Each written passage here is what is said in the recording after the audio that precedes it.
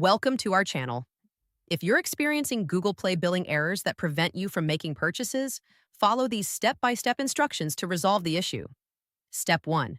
Open the Google Play Store app on your Android device and tap on your profile icon in the top right corner. Step 2. Navigate to Payments and Subscriptions and then select Payment Methods to review your current payment information.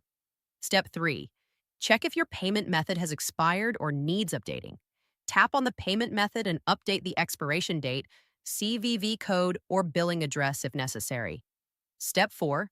Go to your device settings, then select Apps or Application Manager to access installed applications. Step 5. Find and tap on Google Play Store in the app list, then select Storage and tap Clear Cache to remove temporary files that may be causing errors. Step 6. Return to the Google Play Store app and tap Clear Data as well. This will reset the app to its default state without affecting your account. Step 7. Restart your Android device by holding down the power button and selecting Restart to refresh all system processes. Step 8.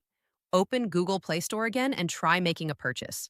The billing error should now be resolved and you can complete your transaction. Don't forget to like this video and subscribe to our channel.